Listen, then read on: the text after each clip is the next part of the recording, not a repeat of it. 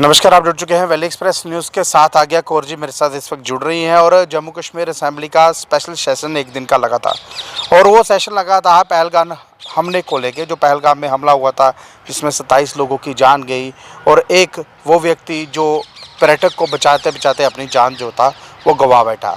चलिए, सरकार ने तो उसको शहीद बता दिया, लेकिन वो 27 लोग जो बाहर से आए थे यहाँ पर कहीं ना कहीं घूमने के लिए, उन लोगों की जो जान गई है। केंद्रीय गवर्नमेंट कितनी एक्टिव है? जम्मू कश्मीर गवर्नमेंट ने आज पलड़ा झाड़ लिया। आज्ञा जी से पूछते हैं। आज्ञा जी, जम्मू कश्मीर गवर्नमेंट ये कह रही है कि हमारे पास पावर्स नहीं है, हम कुछ कर पाएँ, लेकिन हमारा इसमें कोई हाथ नहीं है। आप क्या कहेंगे इसको लेकर? शुक्रिया गुलशन जी। ऐसा है कि वो कहते हैं कि गुमां में ना था कश्तियाँ जलाते हुए कि फिर से उम्र लगेगी इन्हें बनाते हुए। आज हम जिस कगार पे खड़े हैं, आप देखिए 35-36 साल पहले ये जो बीज नफ़रत का बोया गया था, आज वो इतना प्रफुल्लित पेड़ बन चुका है कि इसकी शाखाएं अब समेटना मुश्किल हो गए। तो चैन से वो क्या सोते हैं जो बीज नफ़रत के बोते हैं। तो देखिए उस वक़्त किस तरह से कश्मीर से पलायन हुआ। तो क्या हमसाओं के साथ ये करना अच्छा था? जब जड़ें ही नहीं रहेंगी तो उस वक़्त इन्हें खुशी होती थी कि हमें कोई इनके शायद रहने से इन्हें नुकसान था और हमें क्या फ़र्क पड़ेगा, सैलानी आते हैं, सब कुछ ठीक चल रहा है। लेकिन आज देखिए दुख होता है कि अब वक्त के साथ जनता को समझ आ गया, लेकिन वक्त पर नहीं आया। उस वक़्त किस तरह से जनता को गुमराह किया गया। तो कल मैं देख रही थी, बड़ा अफसोस हुआ टीवी पे देख के कि जिस डल लेक के पास भीड़ उमड़ सीज़न था, इस वक्त सीज़न था, और लोग किस तरह से आए हुए थे। पहले भी आए, ट्यूलिप का जब हुआ देखने गार्डन्स, और इस वक्त भी लोगों की भीड़ उमड़ती रहती है। लेकिन कल जो दृश्य देख के इतना मन दुखी हुआ कि वो शिकारे खड़े, वीरान हाउस बोट्स सब खड़े हैं। तो वो 35-36 साल का शायद यही एंड था। मैम, एक चीज़ मैं आपसे पूछूंगा। देखिए, शिकारे वहाँ खड़े हैं, हम जम्मू में रहते हैं, हमें यहाँ दुख हो रहा है क्योंकि कहीं ना कहीं वो भी हमारे भाई बहन ही हैं। चलिए, देर से ही सही, लेकिन समझ तो आई ना। जब कश्मीरी पंडित को वहाँ से निकाला गया था, 1990 की बात करूँगा, तब क्यों ये लोग नहीं बोले? तब बिजनेस क्यों नहीं संभाला गया? आज तो पर्यटक पर ही बिजनेस है ना इनका। वही तो कह रहे हैं कि क्या आप अपने हमसाओं के साथ हमदर्दी नहीं हुई? उस वक़्त भी देखिए किस तरह से आक्रमण होते थे। लेकिन उस वक़्त अगर नकेल कसी होती, कुछ ध्यान किया होता हुकूमत ने, तो केंद्र की मदद लेके ही जाए। लेकिन नहीं, क्योंकि उन्हें अकेले रहना शायद ज़्यादा पसंद था कि एक ही रहे। जैसे चिट्ठी सिंहपुरा में हुआ था, तब भी एक ही धर्म के लोगों के साथ हुआ और घर से निकाल के। ये तो पर्यटक थे, पर आपके अपने हमसाए उस वक़्त क्यों नहीं बोले? और वही आहिस्ता आहिस्ता आज कहाँ पहुँचे। तो वही मैं कह रही हूँ कि उसका अंजाम यही था, क्योंकि वो जो बीज बोया था तो वो उसने तो प्रफुल्लित होना ही था। तो आज ये जब अब इन्हें वक्त के साथ समझ आ गया, जनता ने को भी समझ आ गया कि हमारी नई पीढ़ी के लिए क्या है, उनका फ्यूचर क्या है। वो कहते हैं ना, बोए बीज बबूल का तो फूल कहाँ से पाए, वही यही लग रहा है। तो अब फल मिल रहा है। तो अब ऐसा हो गया कि वो यकीन, वो भरोसा, वो जो विश्वास था वो खो चुके थे लोग। लेकिन आहिस्ता आहिस्ता जब समझ आ गया, युवा पीढ़ी को भी समझ आया कि हम तो सिर्फ इस्तेमाल हुए, फ़ायदा किसका हुआ? उनका नहीं हुआ। वो तो चंद पैसों के लिए आंखें उनकी भी फोड़ी गई जब वो पथराव होता था। तो अब उन्हें समझ आया कि नहीं, हमने मिलकर चलना है, क्योंकि अब उन्हें समझ आया कि पेट के लिए तो कुछ करना पड़ेगा। आप एक पॉलिटिकल दल से हैं। देखिए, 10 साल के बाद यहाँ पर चुनाव हुए और ये कहा जाए कि उमर सरकार अब उभर के आई है और उमर साहब ये कह रहे हैं कि मेरे पास पावर्स नहीं है, मतलब पावरलेस हैं। और केंद्रीय गवर्नमेंट, देखिए अगर किसी का एक्सीडेंट होता या इनोसेंट की किलिंग होती थी तो सेंट्रल गवर्नमेंट या स्टेट गवर्नमेंट जो थी कंपनसेशन जो था वो दिया करते थे। आज के वक्त में जब महंगाई इतनी ज़्यादा है, जो लोग अपने घरों से आए, चलिए कश्मीर के टूरिस्ट इलाके में होटल वालों ने या कश्मीर वालों ने उनके लिए होटल्स फ्री कर दिए, पर जिनके घर का व्यक्ति चला गया उसको तो कंपनसेशन दे देना कुछ ना कुछ, वो तो किसी ने दिए ही नहीं। अरे कंपनसेशन क्या, जिस तरह से हमारी अपनी रियासत ने जो किया अपने फ़ायदे के लिए, तो आज वो सरकार क्या कर रही है? वो अपने फायदे जबकि ये लोग हमारे इस अपनी जनता, कश्मीर की जनता ने इतना लोगों के साथ हमदर्दी दिखाई, लेकिन उन्होंने अब फ्री टैक्सी पे वो घायल लोगों को ले गए, उनकी मदद की, उन्हें अपने कंधों पे उठा के पहुंचाया। तो इधर रेलवे तो अपना सरकारी है, तो उसकी टिकटें देखो कितनी बड़ी, और एयरलाइंस तो खैर वो डबल ट्रिपल रेट पे, तो क्या इनसे क्या उम्मीद रखेंगे। और सबसे बड़ी बात कि जैसे हमारे जनरल बख्शी जी ने कहा कि कोरोना के बाद कितनी नियुक्तियां नहीं हुई, कितने पद खाली हैं, तो सुरक्षा कर्मी जिनकी नियुक्ति ही नहीं हुई, तो वो इसका मतलब है कि दे आर सेविंग मनी। उन्होंने साफ इल्ज़ाम लगाया सरकार पे। तो कुदरती बात है कि जब वो अपना पैसा बचाने के लिए सुरक्षा कर्मी तक की नियुक्ति नहीं कर रहे, तो वो नुकसान किसका है? आम जनता का। तो वो जो अपने जो हैं बचे कुचे जितने हैं, और वो किस काम पे लगाए हुए हैं? अगर किसी मित्र के घर शादी होती है तो सरकारी सुरक्षाकर्मी उनकी हिफाजत के लिए रखे जाते हैं। तो अपनी जनता को तो कीड़ा मकोड़ा समझ के उन्हें मरने दिया जा रहा है। पर एक थोड़े दिन पहले, माफ़ कीजिएगा, थोड़े दिन पहले एक एमपी यहाँ पर आते हैं, यही कश्मीर में आते हैं, यहाँ पर अपनी शादी की सालगिरह मनाते हैं और चले जाते हैं पूरी सिक्योरिटी में। उनके पास उनकी सिक्योरिटी पूरा प्रबंध ओके था, लेकिन जब यात्रु यहाँ पर आता है या पर्यटक यहाँ पर आता है, उनकी सिक्योरिटी कहाँ चली जाती है? फिर वही बात है कि मित्रों और वही लोग जिन्होंने सालगिरह मनाई, तो ये लोग किस तरह से जब कुंभ का हुआ या वो यात्राएं निकाली जाती हैं और कहते हैं कि अपने रेडी पे या दुकान पे नाम पट्टी लगाइए। बिल्कुल। तो आम जनता के लिए ये काम है, उनको ये काम सौंपा जाता है, लेकिन खुद जिस होटल में किया, क्या वो किसी हिंदू का था? खैबर जो इतना कॉस्टली होटल है जहाँ पे सालगिरह मनाई गई।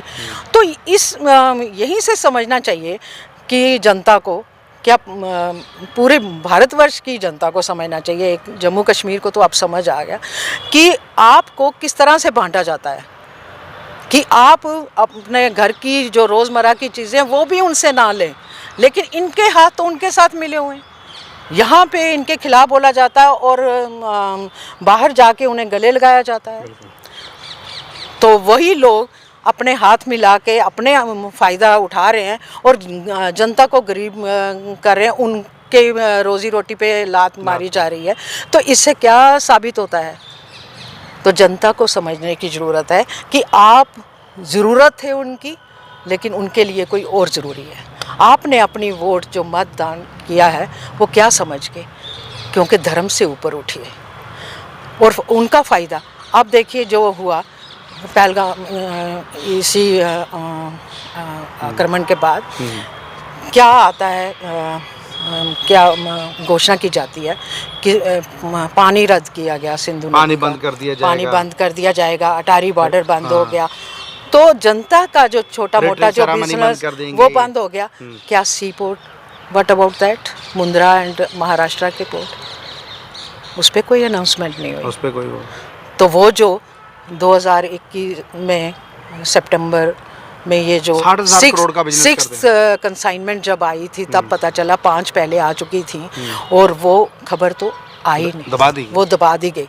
तो इस वक्त मैं कहती हूँ कि जो भी हमारा नुकसान हो रहा है, हमारी जनता का नुकसान हो रहा है, जनता को समझना चाहिए कि आप गुमराह मत होइए, आपस में मिलजुल के रहिए, क्योंकि ये इनके अपने हाथ मिले हुए हैं। और वो जो कंसाइनमेंट पकड़ी गई थी उसमें किसके साथ हाथ मिलाया हुआ था, किन 2 लोगों का, और किस तरह से वो हीरोइन जो आई 3000 किलोग्राम 2988 8 समथिंग, तो वो कोयले छोटे छोटे उसके बारीक पीस कोयले की शक्ल में लाए गए और किस तरह से फिर उनको बेच के जो पता नहीं कितने हज़ार करोड़ में वो बिकनी थी और उस पैसे से वो दहशतगर्दी की फंडिंग हो रही थी। तो क्या इनके हाथ मिले हुए हैं और लेकिन आपको मना किया जाता है कि आप आपस में बटे रहिए, क्योंकि मीडिया में जिस तरह से बताया जाता है, पेश किया जाता है कि ज़ीरो टॉलरेंस है टेररिज्म के अगेंस्ट और बिल्कुल सफाया हो गया है, 370 के बाद सब कुछ ठीक हुआ है, होम मिनिस्ट्री बोलते थे। तो लेकिन अगर मीडिया ये सच बताए कि किस तरह से कश्मीर के बाद जम्मू में रियासी, राजौरी, ये पीछे कठुआ, सांबा में जो हुआ, तो अगर ये खबरें दबाई ना जाएं तो लोगों को अगर पता चलता तो शायद वो ना आते और वो जो 6 दिन पहले जिसकी शादी हुई क्या वो आते, क्या वो जिनकी ज़िंदगी उजड़ गई तो क्या वो लोग आते, क्योंकि मीडिया नहीं बताता। सही खबर जब नहीं पहुंचेगी आवाम तक तो वो तो इसी भरोसे रहेंगे। की मार्केटिंग कर रहा था मीडिया, ये बताता था कि जम्मू कश्मीर में इतना पर्यटक आ गया, हवाई जहाज से इतना आया, रोड से इतना आया, ट्रेन से इतना आया, वो बताते थे, लेकिन आतंकवादियों के लिए लेकिन नहीं बताते। और उसके बाद देखिए वो कहते हैं ना कि ऑपरेशन होता है तो उसके बाद ज़्यादा एहतियात बरतनी चाहिए क्योंकि कोई इन्फेक्शन ना हो या कुछ। अब ये जो हुआ पहलगाम में और उसके बाद देखिए किस तरह से नैरेटिव पेश किया जा रहा है।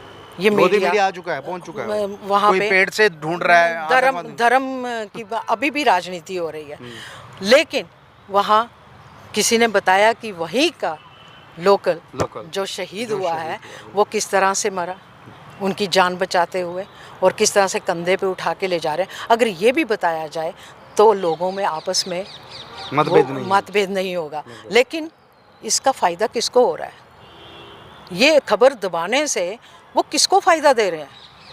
तो लोगों को ये बात समझनी पड़ेगी कि हमें मीडिया जिस तरह से हमारा काम ख़राब कर रहा है तो आवाज़ उठानी चाहिए, क्योंकि मीडिया अगर सामने नहीं आएगा तो लोगों को कैसे पता चलेगा? आप उन्हें गलत राय देते रहेंगे कि सब कुछ ठीक है जबकि ठीक नहीं है, तो लोग तो इसी तरह मरते जाएंगे कि वो जिसकी शादी नई शादी हुई और वो एक मैदानी खुला मैदान है जहाँ पे वो मारे गए हैं, तो आप वहीं पर समझिए कि एक भी सुरक्षाकर्मी होता तो वो उनको वहीं पे ढेर कर सकता था, क्योंकि खुला मैदान है, कोई गोली कहीं बाहर से नहीं आई, किसी छुपे हुए नहीं थे, वो सामने आकर आप ये तो बता रहे हो कि उन्होंने धर्म के लिए पूछा, तो इसका मतलब है वो खुले आम कितने मज़े से आए होंगे। हो सकता है प्रोपेगेंडा हो ये वाला।